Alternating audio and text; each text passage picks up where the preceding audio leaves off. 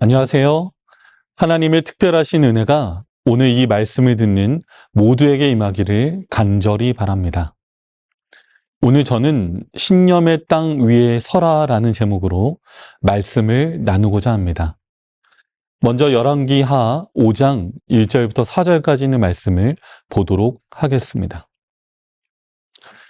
아람 왕의 군대 장관 나아만은 그 주인 앞에서 크고 존귀한 자니 이는 여호와께서 전에 저로 아람을 구원하게 하셨습니다. 저는 큰 용사나 문둥병자더라. 전에 아람 사람이 떼를 지어 나가서 이스라엘 땅에서 작은 계집아이 하나를 사로잡음에 저가 나아만의 아내에게 수종들더니 그 주모에게 이르되 우리 주인이 사마리아에 계신 선지자 앞에 계셨으면 좋겠나이다. 저가 그 문둥병을 고치리이다. 나아만이 들어가서 그 주인에게 고하여 가로되 이스라엘 땅에서 온 계집아이의 말이 이러이러하더이다. 열왕기 하를 읽으면서 우리가 가장 먼저 주목하게 되는 인물은 누구일까요? 물론 엘리사 선지자의 사역이 열왕기 하 전반부에 상세하게 묘사가 되어 있습니다. 왕들의 이야기도 물론 들어 있습니다. 그럼에도 불구하고 우리가 주목하게 되는 인물은 바로 열왕기하 5장에 기록된 나아만이라는 인물입니다. 왜 그 시대의 수많은 인물 중에서 성경은 그 소중한 역사의 한 페이지를 나아만에 대한 서술로 채우고 있을까요? 단순히 그가 이방 사람임에도 불구하고 하나님의 능력으로 문둥병이라는 질병에서 나음을 입어서일까요? 물론 그 부분도 중요하지만 실제로 하나님께서 주목하시는 모습이 있습니다. 이 이야기는 단순히 하나의 질병 치유 수기가 아니라 자신의 신념에 정직하게 살고자 하는 사람들의 모습을 보여주고자 하는 데에 있습니다. 열왕기하 5장 2절에 나오는 한 작은 소녀가 있습니다. 이 소녀는 어린 나이에 적군의 포로가 되어 한 집에 팔린 처지가 되었습니다. 매우 어려운 상황임에도 이 소녀는 어렸을 때부터 자신이 교육받은 대로 자신의 삶에 최선을 다하기로 결심하였습니다. 이 세상의 어느 누구보다도 절망적인 상황 속에서도 희망을 잃지 않았습니다. 그리고 이방 나라의 낯선 환경 속에서도 하나님에 대한 믿음을 잃지 않았고 하나님께 영광 돌리기 위해 노력하였습니다. 어린 나이의 소녀가 하는 정말 뜬금없는 이야기를 어떻게 나아만 장군이 수긍할 수 있었을지 생각해 보셨나요? 저는 그것이 한 소녀의 진심에서 우러나오는 신념의 힘이었다고 생각합니다. 그리고 그 소녀가 그 가정에서 지금까지 보여준 모습 속에서의 신뢰를 바탕으로 나온 것이라고 생각합니다. 그런데 그 소녀가 그렇게 하나님을 나타낼 수 있었던 배경에 대하여 선지자 왕 245, 246페이지에는 이렇게 기록하고 있습니다.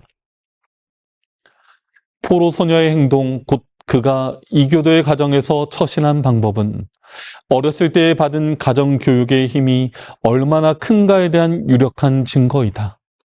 아버지와 어머니에게 위탁된 임무 중에 저희 자녀를 돌보고 교육하는 일보다 더 높은 임무는 없다. 부모들은 습관과 품성의 기초를 놓는 일부터 하여야 한다. 자녀들의 장래는 그들의 모범과 가르침에 의하여 거의 결정된다. 저희 생애가 하나님의 형상을 제대로 반사하여 하나님의 언약과 명령이 자녀의 마음속에 감사와 경의를 일으키게 하는 부모, 저들의 친절과 공의와 오래 참음이 자기 자녀에게 하나님의 사랑과 공의와 오래 참으심을 설명해 주고 자녀로 하여금 그들을 사랑하고 신뢰하고 순종하도록 가르침으로 그 아이로 하여금 하늘에 계신 아버지를 사랑하고 신뢰하고 순종하도록 가르치는 부모는 복이 있다. 이와 같은 선물을 자녀에게 나눠주는 부모는 그에게 모든 시대의 부보다 더 귀중한 보화, 곧 영원히 없어지지 않을 보화를 주는 것이다. 우리의 자녀가 어느 분야에서 봉사하도록 부르심을 받을지 알지 못한다.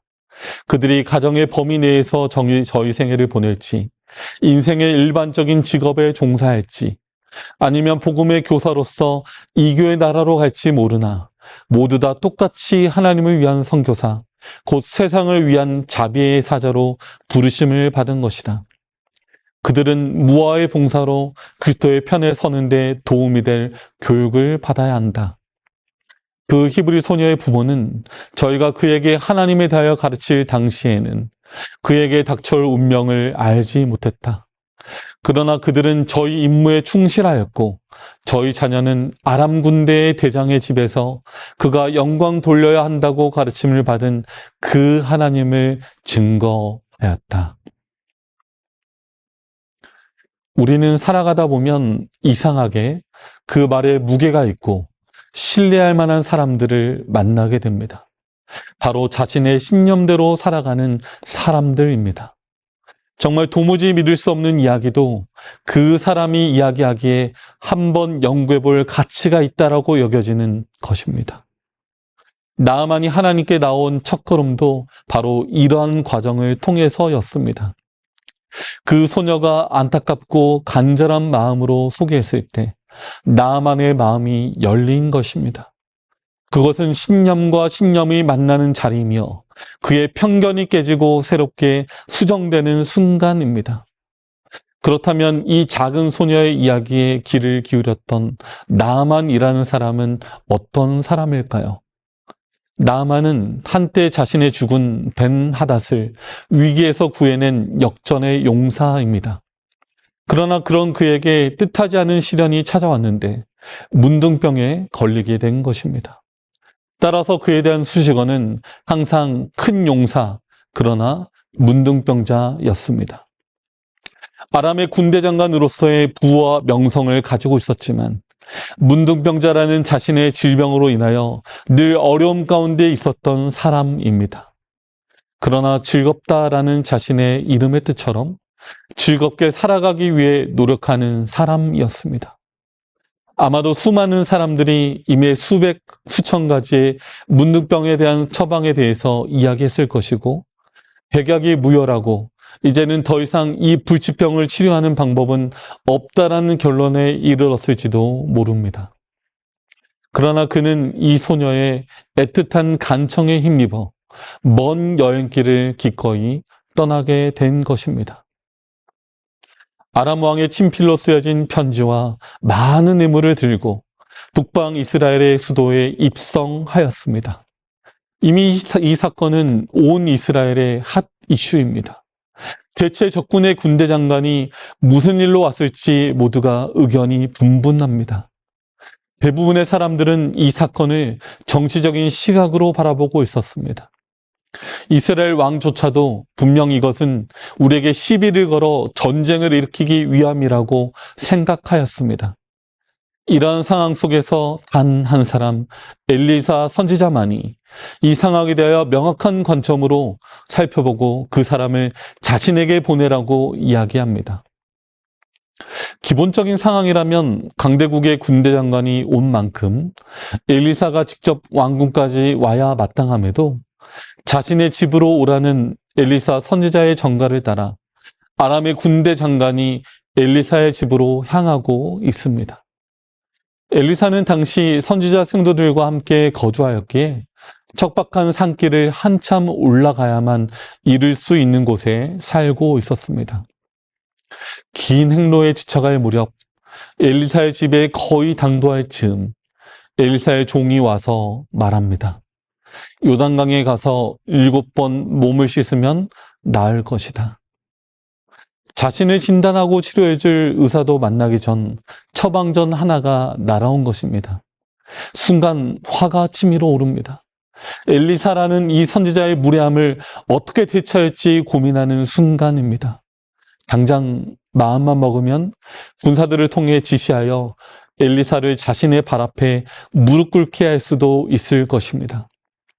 그러나 그 순간 자신을 이곳까지 오게 한 소녀의 간절한 호소가 생각이 납니다. 그리고 여러 종들의 간청으로 그 지시에 응하기로 마음을 먹습니다. 그런데 엘리사의 이 지시는 말처럼 쉬운 것이 아닙니다. 이미 이스라엘 전역에 소문이 난 상태에서 적국의 한 선지자의 말을 따라 요단강에 가서 몸을 씻어야 하는 것입니다. 많은 사람이 지켜보는 가운데 자신의 수치와 부끄러움을 드러내야만 하는 것입니다. 자신이 큰 용사나 문둥병자라는 사실에 대하여 처절하게 수긍하고 모든 이들 앞에서 그 상황을 나타내야만 하는 것입니다. 한 번, 두 번, 세 번 몸을 담갔음에도 어떠한 변화가 나타나지 않았습니다. 믿음으로 순종의 행위를 지속해야 했습니다. 조금씩 어떠한 변화가 나타났다면 조금 쉬웠을지도 모르는 상황이었습니다. 그러나 나아만에게 주어진 선지자의 명령은 전적인 자아의 포기와 순종 속에서만 이루어질 수 있는 명령이었습니다. 마침내 7번 몸을 담그고 그가 순종의 경험을 완성하여 마침내 하나님께 대한 믿음을 나타내었을 때 그의 문둥병은 온전히 치유되었습니다. 전적인 순종이 온전한 기적을 만들어내는 열쇠인 것입니다. 오랜 시간이 흐른 뒤 침례 요한이 나타나 이 요단강에서 사람들에게 침례를 베풀었습니다. 죄사함을 얻는 회개에 대한 기별을 전파했습니다. 아무리 높은 지위와 명성과 부를 가진 자라도 죽을 수밖에 없는 죄인임을 선언하였습니다. 큰 자나 낮은 자나 부한 자나 가난한 자나 상관없이 문둥병같이 치명적인 죄의 치유를 간절하게 원하는 사람만이 그 요단강에 내려와서 침례를 받았습니다. 따라서 침례는 이렇게 공적 예식이라고 할 수 있습니다. 조금 부끄럽지만 많은 성도들이 지켜보는 가운데 신앙 공동체가 보고 있는 가운데 우리의 신앙을 고백하는 것이 성경적인 방식이라고 하는 것입니다. 하나님 보시기에는 자기가 옳다고 믿는 바에 진실하고 도움의 필요를 느꼈던 이방의 귀인이 하나님께서 주신 특권을 경시하고 멸시하는 이스라엘 나라의 고통받는 사람들보다 훨씬 더 당신의 축복을 받을 가치가 있었다. 하나님께서는 당신의 은혜를 감사하고 하늘로부터 그들에게 이르러 온 빛에 응답하는 사람들을 위하여 일하신다. 오늘날 세계 도처에는 마음이 정직한 자들이 있는데 그들 위에 하늘의 빛이 비치고 있다. 만일 그들이 자기의 의무라고 깨달은 일을 계속 충실하게 따라간다면 그들은 더욱 많은 빛을 받아 마침내 옛날 나아만처럼 창조주 곧 살아계신 하나님 외에 온 천하에 신이 없는 줄을 아나이다라고 고백할 수밖에 없을 것이다. 우리 선지자왕 253페이지에 있는 말씀입니다. 우리 곁에도 나아만처럼 하나님의 이 약속의 기별을 받아들이고 순종의 마음으로 나오는 여러 사람들이 있기를 간절히 기도합니다. 그리고 이 말씀을 듣고 있는 우리 모두도 바로 그런 사람들입니다. 나 자신의 부끄러움을 무릅쓰고 진정한 죄의 치유를 위해 주님 앞에 선 사람들입니다. 우리를 이곳까지 인도한 이스라엘의 작은 소녀가 있을 것입니다. 하지만 이 순간 이제 중요한 것은 모든 사람들 앞에서 나 역시도 그 신념에 순응하고 살 것인가 라는 문제가 주어져 있는 것입니다. 나아만은 단순히 문둥병의 치유가 아니라 하나님께 대한 신앙의 문제를 결정지어야 했습니다. 자신의 모든 편견과 교만과 아집을 내려놓고 이스라엘의 하나님 앞에서 모든 것을 내려놓고 그 물에 들어갔습니다. 그리고 나음을 입었으며 이제는 하나님의 사람으로 살기로 결심한 것입니다. 열왕기하 5장 17절부터 18절까지 있는 말씀을 보도록 하겠습니다. 나아만이 가로되 그러면 청컨대 노새의 2바리의 실을 흙을 당신의 종에게 주소서. 이제부터는 종이 번제든지 다른 제든지 다른 신에게는 드리지 아니하고 다만 여호와께 드리겠나이다. 오직 한 가지 일이 있사오니 여호와께서 당신의 종을 사유하시기를 원하나이다. 곧 내 주인께서 림몬의 당에 들어가 거기서 숭배하며 내 손을 의지하심에 내가 림몬의 당에서 몸을 굽히오니 내가 림몬의 당에서 몸을 굽힐 때에 여호와께서 이 일에 대하여 당신의 종을 사유하시기를 원하나이다. 그는 이스라엘을 떠나며 이스라엘에 있는 흙을 챙겨갑니다. 왜 나아만은 노새 2마리에 가득 실을 흙이 필요했을까요? 아마도 그는 이 흙을 자신이 살고 있는 집 한쪽에 깔았을 것입니다. 비록 아람의 군대 장관으로 살아가지만 그 흙을 밟고 하나님께 예배하는 그 순간만큼은 하나님께 진실한 마음으로 예배하기 위해 노력했을 것입니다. 여기 우리가 예배하고 있는 교회는 바로 그런 곳입니다. 세상의 땅을 밟고 살아가는 우리들이 종종 우리의 신념이 흔들리고 우리가 어떻게 구원받았는지를 잊어버리려고 할 때마다 다시금 우리의 근본을 깨닫게 해주는 바로 그런 장소입니다. 갈바리 십자가 고귀한 예수 그리스도의 보혈의 공로가 이 교회의 기초입니다. 교회 입구를 들어서며 이곳에 예배하러 설 때마다 다시금 우리를 구원하신 하나님의 은혜에 감사하는 우리 모두가 되었으면 좋겠습니다. 이제 짐을 정리하고 떠나려는 나아만에게 찾아오는 한 사람이 있습니다. 우리는 이제 이 사람에게 주목해 보려고 합니다. 그의 이름은 바로 게하시입니다. 엘리사의 종으로 수년간 충실하게 살아온 사람입니다. 그러나 그의 마음 가운데 숨겨졌던 탐욕스러운 욕망이 고개를 들었습니다. 열왕기하 5장 20절부터 23절까지 있는 말씀입니다. 하나님의 사람 엘리사의 사환 게하시가 스스로 이르되 내 주인이 이 아람 사람 나아만에게 면하여 주고 그 가지고 온 것을 그 손에서 받지 아니하였도다. 여호와의 사심을 가리켜 맹세하노니 내가 저를 쫓아가서 무엇이든지 그에게서 취하리라 하고 나아만의 뒤를 쫓아가니 나아만이 자기 뒤에 달려옴을 보고 수레에 내려서 맞아 가로되 평안이냐? 저가 가로되 평안이니이다. 우리 주인께서 나를 보내시며 말씀하시기를 지금 선지자의 생도 중에 2 소년이 에브라임 산지에서부터 내게 왔으니 청컨대 당신은 저에게 은 1달란트와 옷 2벌을 주라 하시더이다. 나아만이 가로되 바라건대 2달란트를 받으라 하고 저를 억제하여 은 2달란트를 2 전대에 넣어 매고 옷 2벌을 아울러 2 사안에게 지우매 저희가 게하시 앞에서 지고 가니라. 그의 스승은 온 이스라엘에 존경받는 선지자 엘리사였습니다. 수년 동안 엘리사의 수종드는 자로서 엘리사의 후계자가 될 수도 있었던 충실한 종 게하시가 결정적인 순간에 무너지고 말았습니다. 자신의 그동안의 신념을 접어두고 재물에 대한 욕망에 자신의 정직함을 팔아버린 것입니다. 게하시는 이러한 일의 결과로 그 후손들까지 문둥병에 시달리게 됩니다.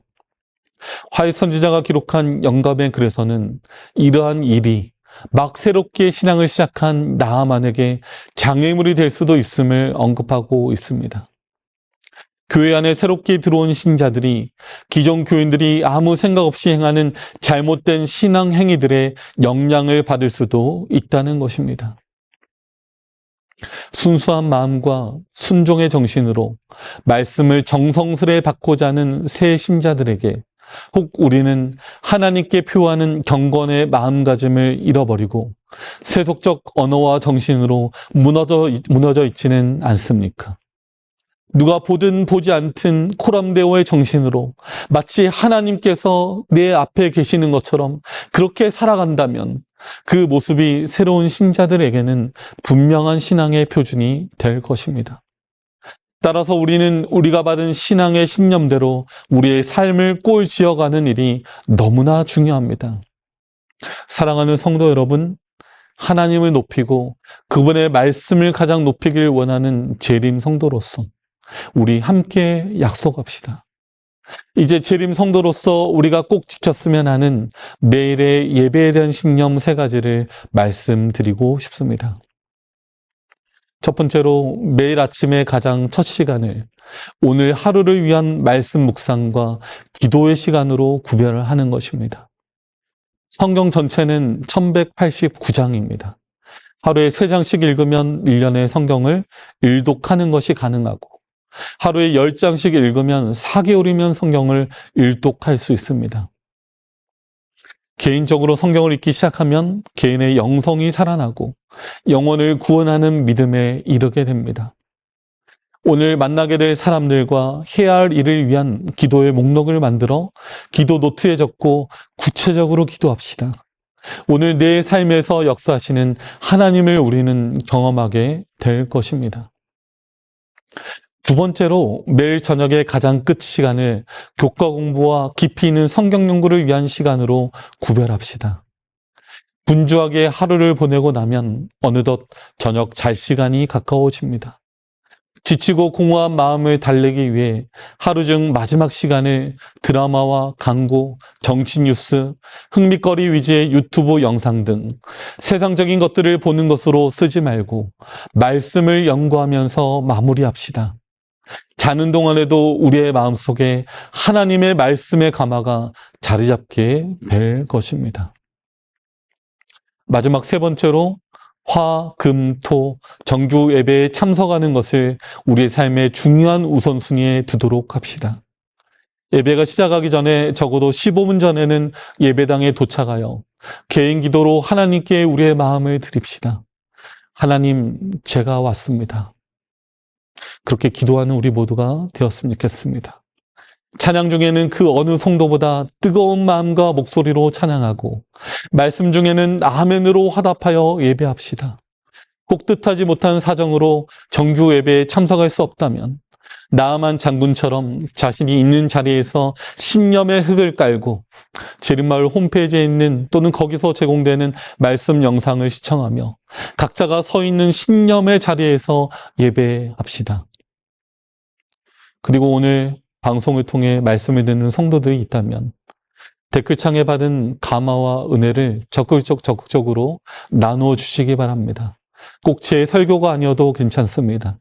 여러분이 속한 교회의 채널 또는 재림마을의 여러 영상들에 참여하셔도 됩니다. 여러분이 남긴 댓글을 보면서 어느 누군가도 이 말씀의 영상에 관심을 갖게 되고 시간을 내어 말씀을 듣게 될 것입니다. 혹 오늘 말씀을 들으며 새로운 결심을 한 성도들이 있다면 그 결심도 함께 나누어 주십시오. 간절한 기도의 제목이 있다면 기도의 제목도 나누어 주십시오. 함께 중보기도 하도록 하겠습니다. 이 일에 함께 참여하는 모두가 나아만 장군에게 복음을 전했던 이스라엘의 어린 소녀와 같은 역할을 하게 되는 것입니다. 디지털 선교사로서 인터넷 사이버 공간에도 하나님의 복음이 자리 잡게 되는 중요한 역할을 하게 될 것입니다. 여러분, 바쁘신 중에도 왜 시간을 내어 교회에 출석하고 계십니까? 이곳이 바로 우리의 신념의 자리이기 때문입니다. 수많은 개신교 종파가 있지만 왜 재림교회에 속해 계십니까? 이곳이 바로 우리의 신념의 자리이기 때문입니다. 여기 우리의 신념이 자리 잡은 이곳, 바로 이곳 신념의 자리에서 왜 우리가 그리스도인인지를 기억합시다. 죽을 수밖에 없는 죄인의 운명에서 우리를 구원하신 하나님의 놀라운 사랑을 기억합시다. 이스라엘 어린 소녀의 작은 신념이 이루어낸 진실한 신념이 오늘 우리의 신념이 되게 합시다. 나아만 장군의 순종이 우리의 순종이 되게 합시다. 매일 말씀의 자리, 기도의 자리를 놓치지 맙시다. 재림 성도로서 우리가 위탁받은 귀한 기별을 놓치지 맙시다. 함께 우리 주님 오시는 그날 영광의 순간, 가장 아름다운 순종의 미소로 주님께 화답하며 영원한 새 하늘 기쁨의 나라에 함께 들어가기를 간절히 바라며 말씀을 마칩니다.